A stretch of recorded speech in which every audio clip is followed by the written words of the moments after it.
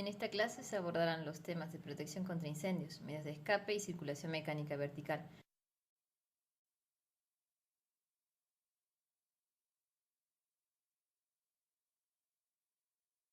Cuando hablamos de protección contra incendios, nos referimos al conjunto de construcciones, instalaciones y equipamiento que se deben presentar en edificios y sus ambientes para protegerlos contra la acción del fuego.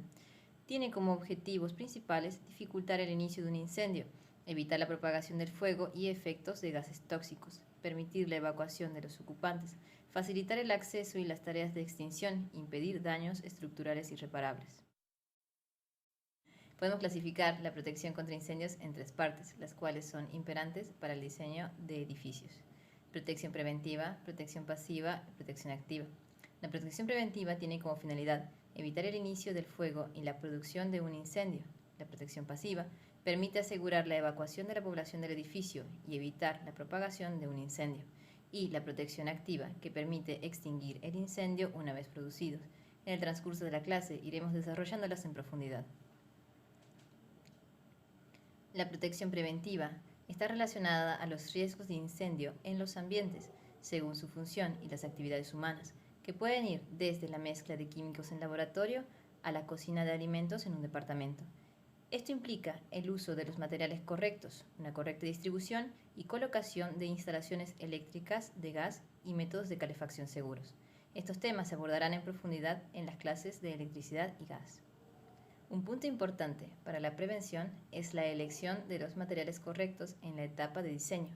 Al momento de seleccionar un material se debe considerar dos aspectos importantes: la reacción al fuego y la resistencia al fuego.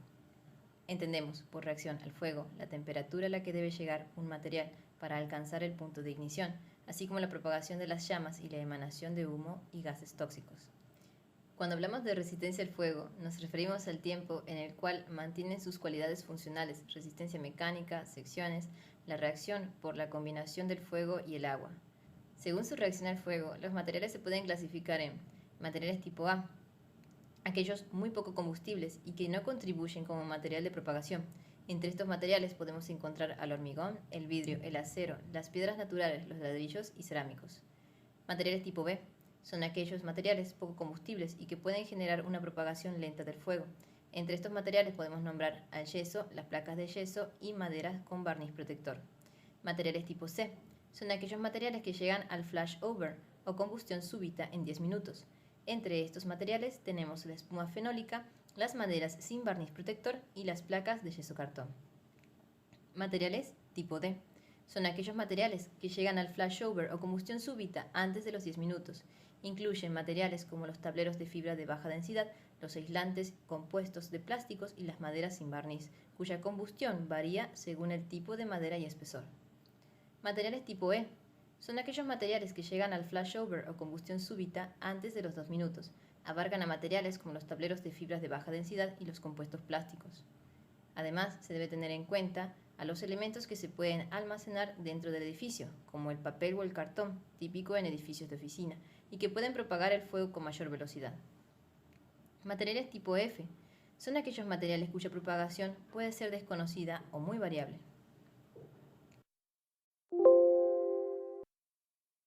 La resistencia al fuego de los materiales se establece con base en el tiempo en minutos en el cual el material no altera sus propiedades durante un incendio. Se simboliza como RF o F, y el tiempo en minutos. Como el hormigón, que es un material RF, es decir, tiene una resistencia al fuego de 60 minutos. Estos rangos se los da en relación a los siguientes parámetros. Por un lado, tenemos la integridad, que es la capacidad de los elementos constructivos de resistir mecánicamente sin perder sus propiedades estructurales. La estanquidad, que es la capacidad del elemento constructivo de impedir el paso del fuego y gases hacia un recinto, puede permitir el paso del calor. El aislamiento, que es la capacidad del elemento constructivo de impedir el aumento de la temperatura en la cara no expuesta directamente al fuego. La protección pasiva implica las estrategias que se generan para asegurar que se realice una correcta y rápida evacuación de las personas ante la producción de un incendio. Abarca los medios de escape y señalización, la sectorización de locales, la resistencia al fuego de los elementos estructurales y las condiciones de seguridad de las instalaciones. Mencionaremos los aspectos generales de medios de escape y señalización, los cuales tendrán su propio apartado con mayor desarrollo. Los medios de escape implican el diseño de una ruta de escape que garantice una evacuación rápida y segura. En los edificios en altura se desarrolla por medio de una caja de escaleras, siendo prioritario en la seguridad durante un incendio. La ruta de escape debe ser fácil de transitar y debe disponer de la señalización establecida por norma para una fácil ubicación. La señal de evacuación debe indicar todo lo relacionado al camino a seguir para una correcta evacuación. Y la señal de equipo contra incendios debe marcar la localización de los equipos de protección y extinción del fuego.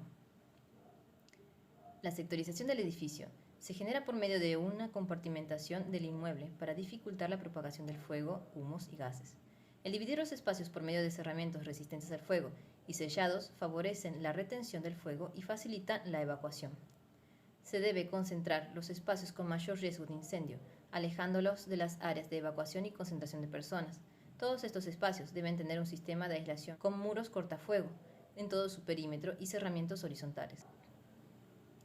La resistencia al fuego de los elementos estructurales consiste en utilizar materiales adecuados o métodos de protección de las estructuras del edificio para incrementar su estabilidad al momento de presentarse un incendio, evitando o retrasando un posible derrumbe que impida la evacuación de los usuarios.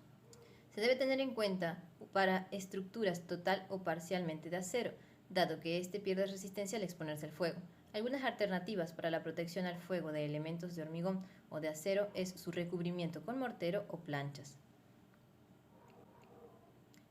Las condiciones de seguridad en las instalaciones deben tener en cuenta los espacios o conductos que trasladan cañerías, conductos de aire acondicionado, calefacción, instalaciones eléctricas y de gas, que son vías de desplazamiento del fuego, humo y gases al generar un efecto chimenea.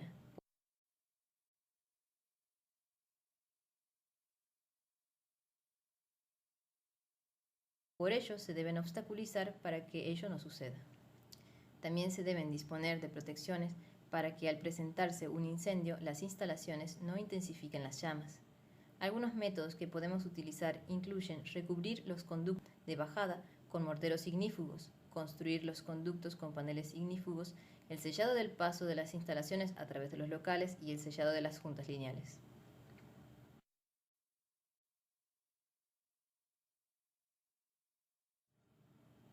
La protección activa está relacionada a la extinción del fuego y las actividades que permiten combatir un incendio.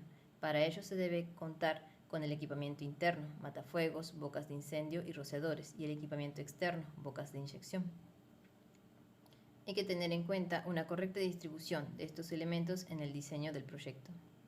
Los matafuegos, también llamados extintores, son sistemas de extinción manual que consisten en un recipiente metálico que contiene un agente extintor de incendio a presión, el cual se expulsa por una boquilla que se debe dirigir a la base del fuego. Las normas IRAM establecen las características, recomendaciones, disposiciones, señalética, señalización y pictogramas relacionados a los matafuegos. Entre los aspectos generales se establecen los colores y las formas de las señales de seguridad relacionadas a las instalaciones contra incendio y a los medios de escape, además de las características de los matafuegos manuales y sobre ruedas, elección, instalación, dotación, control, mantenimiento y recarga. Para abordar la temática de incendios debemos conocer qué es el fuego y el triángulo del fuego, el cual corresponde a los 3 elementos básicos que deben presentarse para producir una llama. Estos elementos son el aire, el calor y el material. Eliminar uno de estos componentes extingue el fuego. Comenzaremos viendo los tipos de fuego que pueden producirse a fin de poder seleccionar el matafuegos adecuado. El fuego clase A se refiere al fuego sobre combustibles sólidos como madera, papel, cartones, telas, gomas, plásticos, entre otros. Los fuegos clase B se refiere al fuego sobre líquidos inflamables como hidrocarburos en general, grasas, pinturas, ceras y gases inflamables como gas natural y gases licuados. El fuego clase C se refiere a fuegos sobre instalaciones eléctricas de baja tensión y su entorno. El fuego clase D hace referencia a fuegos sobre metales combustibles como magnesio, titanio, potasio y sodio. Fuego clase K, referencia a fuegos presentes en las cocinas, principalmente las comerciales o industriales, donde se usan aceites vegetales o grasas animales para la cocción, los cuales no son fácilmente extinguidos y presentan riesgos de reignición. Los extintores deben ser aptos para este tipo de incendio. Los matafuegos se clasifican en relación a los tipos de fuegos que pueden extinguir. Entre ellos encontramos los matafuegos de agua, los cuales sirven para fuegos clase A, ya que actúan llevando la temperatura por debajo del punto de ignición. Se los disponen en carpinterías, archivos, cerraderos, depósitos y hospitales. Los matafuegos de espuma combaten los fuegos clase A y clase B. Estos, además de disminuir la temperatura, aíslan el combustible del oxígeno, es decir, eliminan el calor y el aire. Se aplican en industrias químicas, petroleras, laboratorios, estaciones de servicio, comercios de distribución de productos químicos, etc. Los matafuegos de dióxido de carbono. Estos sirven para combatir fuegos de clase B y clase C, ya que eliminan el oxígeno creando una atmósfera inerte y disminuyen el calor debido a la baja temperatura del mismo. Protegen zonas donde no hay presencia de vientos, como industrias, equipos electrónicos, viviendas, transporte, comercios, escuelas y garajes. Los matafuegos de polvo químico seco combaten fuegos clase A, clase B y clase C. Actúan interrumpiendo la reacción química presente en el fuego. Se los dispone en industrias, oficinas, viviendas, depósitos de combustible, transporte, comercios, escuelas, aviaciones, garages, etc., siendo los de uso más frecuente. Los matafuegos clase K para cocinas combaten fuegos clase K. Contienen una solución a base de acetato de potasio para ser utilizados en la extinción de fuegos de aceites vegetales no saturados. Suelen utilizarse en restaurantes, cocinas industriales, etc. Los matafuegos a base de productos halogenados combaten los fuegos clase A, clase B y clase C. Actúan interrumpiendo la reacción química en cadena, siendo agentes limpios. No dejan residuos luego de la extinción. Se los suele encontrar en áreas de computadoras, comunicaciones, bibliotecas, documentos, galerías de arte, laboratorios, etc. Los matafuegos de polvo se utilizan para extinguir fuegos clase D. Fuegos de metales combustibles. Estos materiales pueden generar incendios cuando se encuentran en forma de polvo o astillas. Los matafuegos de agua vaporizada combaten fuegos clase A y clase C. Protegen en forma eficiente y segura donde se requiera un agente limpio y no dañan los equipos electrónicos que no fueran atacados por el fuego. Se los suele utilizar en hospitales, bancos, museos, oficinas, centros de cómputo, industrias electrónicas, centros de telecomunicaciones, escuelas, supermercados, etc. Para resumir, podemos ver en esta tabla los tipos de fuego y matafuegos mencionados y la acción del agente del matafuego sobre cada clase de fuego. Para una correcta distribución de los matafuegos se debe tener en cuenta lo siguiente: disponer un mínimo de un extintor por cada 200 metros cuadrados. En edificios de vivienda deben estar presentes en todas las áreas comunes. Según el tipo de extintor es la máxima distancia de trayecto de libre circulación. Para matafuegos clase A y clase C hasta 20 metros y para los que combatan fuegos clase B se permite una distancia máxima de 15 metros. Los equipos de extintores deben estar señalizados con una chapa baliza. Esta es una superficie con franjas inclinadas en 45 grados respecto de la horizontal blancas y rojas de 10 centímetros de ancho. La parte superior de la chapa debe estar ubicada entre 1,20 y 1,50 metros respecto del nivel de piso. Otro apartado dentro de la protección activa son las bocas de incendio. Las bocas de incendio equipadas cuentan de varios elementos que permiten la conexión entre el sistema de cañerías de agua contra incendio y la manga que se distribuye en cada piso del edificio. Los elementos que componen dichas bocas de incendio son el armario, el cual contiene la boca, la manguera y los demás elementos para la zona determinada.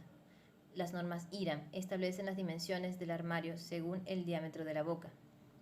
La manguera o manga, que prolonga la disposición del agua, la cual se conecta a la boca de incendio. Su longitud es variable según las necesidades, pudiendo ser de 20 o 30 metros de largo, de modo que permitan cubrir toda la superficie del piso. La válvula permite abrir y cerrar el paso del agua. La lanza, que controla la salida de la manga. La llave de ajustes, que permite ajustar la lanza y la válvula a la manga. El manómetro, que mide la presión estática. Este elemento es opcional. En los edificios en altura, las bocas de incendio deben estar presentes en todos los niveles. Para calcular la cantidad de bocas por piso, se debe considerar la longitud total de los muros perimetrales dividido sobre 45. Si el cociente no es un número entero, se redondea al valor superior. La distancia entre bocas tiene un máximo admisible de 30 metros. En el siguiente esquema de distribución, se pueden observar las bocas de incendio por piso, conectadas a un tanque de reserva en el nivel subsuelo, que posibilita el uso de las mismas. La reserva contra incendios se la puede ubicar en el tanque de agua en el coronamiento del edificio. El siguiente ejemplo corresponde a la Facultad de Ingeniería de la UBA. Se puede apreciar la distribución de las bocas de incendio y el área que cubren las mismas. No se debe dejar ningún hueco sin protección. Otro elemento interior dentro de la protección activa son los rociadores. Es un sistema de extinción de incendio que se activan de forma automática y que disponen de una reserva de agua u otro fluido que distribuyen por una red de tuberías y un mecanismo de salida en forma de rocío sobre una superficie. Algunos sistemas de rociadores que podemos mencionar son los sistemas con tubería húmeda, con tubería seca, tipo diluvio, de acción previa y a base de espuma. Los sistemas con tubería húmeda contienen tuberías llenas de fluido y los cabezales poseen un núcleo que por el calor generado por un incendio permiten la descarga. Presenta como ventaja que solo se activan los cabezales que detectan el calor del incendio y el resto permanece inactivo, disminuyendo así los daños en caso de una falsa alarma. El sistema con tuberías secas se desarrolla por medio de tuberías llenas de aire y se carga con fluidos cuando los rociadores permiten la descarga. Son ventajosos en lugares con clima frío, ya que el agua puede congelar las tuberías evitando la descarga. Se utiliza una válvula de alarma especial para separar la tubería del rociador y la tubería del suministro de agua.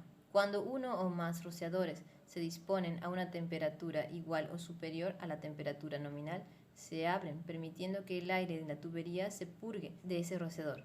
A medida que disminuye la presión del aire en la tubería, la diferencia de presión a través de la válvula cambia. La válvula de alarma se abre, permitiendo que el agua entre en el sistema de tuberías. El caudal de agua de los rociadores se retrasa hasta que el aire se purga. El sistema tipo diluvio no presenta un sistema de detección de calor, como los sistemas anteriores, y por lo tanto, cuando la válvula se abre, se descarga en toda el área indiscriminadamente. Se utilizan en zonas en las que existe preocupación de que se propaguen rápidamente los incendios. Los sistemas de acción previa son híbridos entre el sistema de tubería húmeda y seca. Se los utiliza especialmente en lugares donde no requieran una activación accidental, como museos, empresas de tecnología especial, centros de datos con muchos ordenadores, etc.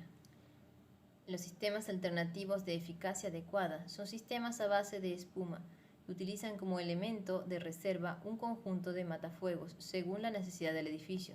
Se utilizan para el control de radiación y protección térmica, así como para proteger unidades de generadores, maquinarias rotativas, equipos de proceso que contienen hidrocarburos líquidos, cabinas de pasajeros, zonas de equipos electrónicos, etc. Según la norma IRAM 3597, cuando se habla de todos los elementos de abastecimiento exteriores, es decir, fuera del edificio, no necesariamente del terreno, nos referimos a hidrantes. Estos son dispositivos de suministro de agua de la red para la lucha contra incendios. El mismo se ubica en el exterior del edificio. Debe contar con una válvula de impulsión apta para colocar la manguera del servicio de bomberos. La válvula debe ubicarse en una cámara con una tapa de hierro fundido con la inscripción Bomberos. Estos pueden ser superficiales o subterráneos, ubicando la caja en pared o piso. Las bocas de impulsión o boca para bomberos consisten en una válvula de tipo globo que se instala en la cañería en algún lugar accesible. Debe estar contenida en un nicho de 40 por 60 centímetros. Sirve para que los bomberos puedan conectar el autobomba e inyectar agua a presión al sistema de hidrantes o bocas de incendio, pero también para que en caso de necesidad puedan extraer agua para combatir algún incendio vecino.